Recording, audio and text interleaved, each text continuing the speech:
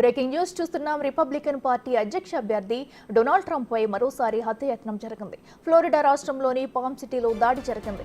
West palm beach లోని తన golf కోర్టులో ట్రంప్ గోల్ఫ్ ఆడుతుండగా అనుమానాస్పదంగా తిరిగిన ఓ వ్యక్తి తుపాకీతో కాల్పులు జరిపాడు. తేరుకున్న సీక్రెట్ సర్వీస్ ఏజెంట్స్ ఎదురు కాల్పులకు దిగారు. దీంతో సదరు వ్యక్తి ఓ ఎస్యూవీలో పారిపోగా పోలీసులు వెంబడించి పట్టుకున్నారు. దొండగూడ నుంచి AK-47 మోడల్ తుపాకీని స్వాధీనం చేసుకున్నారు.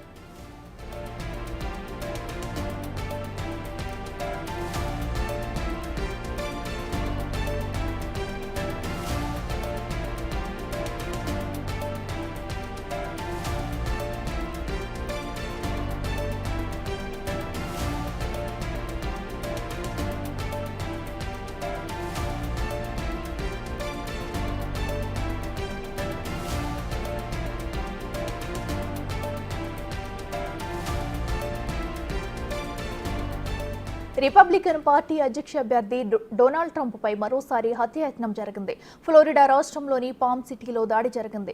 వెస్ట్ పామ్ బీచ్ లోని తన గోల్ఫ్ కోర్టులో ట్రంప్ గోల్ఫ్ ఆడుతుండగా అనుమానాస్పదంగా తిరిగిన ఓ వ్యక్తి తుపాకీతో కాల్పులు జరిపాడు. తేరుకున్న సీక్రెట్ సర్వీస్ ఏజెంట్స్ ఎదురు కాల్పులకు దిగారు. దీంతో సదరు వ్యక్తి ఓ ఎస్యూవీలో పారిపోగా పోలీసులు వెంబడించి పట్టుకున్నారు. దొండగూడ నుంచి AK-47 మోడల్ తుపాకీని స్వాధీనం చేసుకున్నారు. ఇదే అంశానికి సంబంధించి మరింత సమాచారం మా ప్రతినిధి శివ అందిస్తారు. శివ, చెప్పండి, ట్రంప్ పై మరోసారి హత్యాయత్నం జరిగినట్టు తెలుస్తుంది. అసలు ఇది ఎవరు చేశారు? డీటెయిల్స్ ఏమైనా తెలుసాయా? అప్డేట్స్ ఏంటి? రైట్ అక్కడ అమెరికా మాజీ అధ్యక్షుడు, ప్రస్తుత రిపబ్లికన్ పార్టీ అధ్యక్ష అభ్యర్థి డొనాల్డ్ ట్రంప్ పై మరోసారి హత్యాయత్నం జరిగింది. ఫ్లోరిడా రాష్ట్రంలోని పామ్ సిటీలో ఈ ఘటన జరిగినట్లు తెలుస్తోంది. ట్రంప్ నేషనల్ గోల్ఫ్ క్లబ్ లో డొనాల్డ్ ట్రంప్ గోల్ఫ్ ఆడుతుండగా గోల్ఫ్ క్లబ్ ఫెన్సింగ్ వద్ద పొద్దులో నుంచి AK-47 రైఫిల్ తో కాల్పులు జరిపినట్లుగా తెలుస్తుంది. కాల్పులు జరిపిన వెంటనే స్పందించిన సీక్రెట్ సర్వీస్ ఏజెంట్లు ఎదురు కాల్పులు జరిపారు. ఈ నేపథ్యంలో నిందితుడు వెంటనే ఎస్యూలో అక్కడి నుంచి పరారైనట్టు తెలుస్తుంది. దొండగొండి వెంటాడి అమెరికన్ పోలీసులు పట్టుకున్నారు. ఇక కాల్పులు జరిపిన దొండగొండి ర్యాన్ వెస్లీ రౌత్ గా గుర్తించారు. రెండో హత్యాయత్నం నుంచి సురక్షితంగా ట్రంప్ తప్పించుకునే నేపథ్యంలో రిపబ్లికన్ పార్టీ నేతలు, కార్యకర్తలందరూ కూడా ఊపిరి పీల్చుకున్నారు. 2 నెలల క్రితమే పెన్సిల్వేనియాలో రాష్ట్రంలో బట్లర్ పట్టణంలో మొదటి హత్యాయత్నం జరిగింది. ఎన్నికల ప్రచారంలో భాగంగా ట్రంప్ పై కాల్పులు జరిగాయి.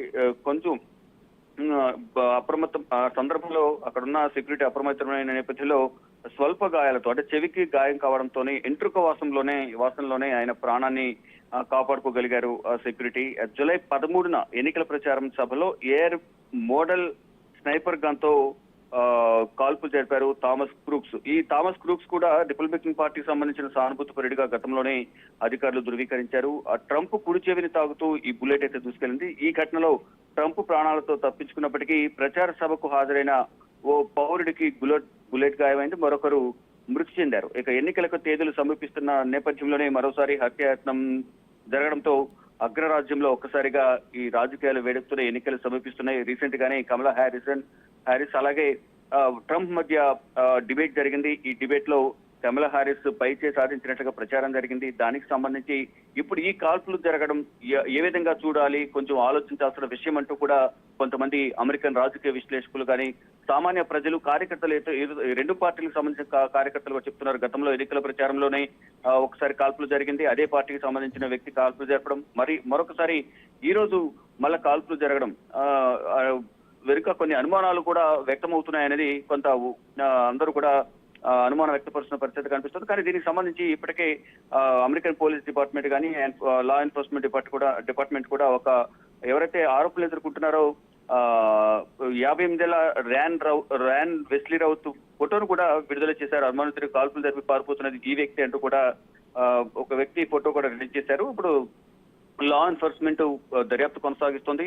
అంటే ఎందుకు దాడి చేయాల్సి వచ్చింది, గతంలో జరిగిన దాడికి ఇప్పుడు జరుగుతున్న కాల్పులకి ఇద్దరికి మధ్య ఏమైనా లింక్ ఉందా, దీని వెనుక ఎవరు ఉన్నారు అనే దానిపై కూడా అమెరికన్ పోలీస్ విభాగం అయితే దర్యాప్తు కొనసాగిస్తోంది.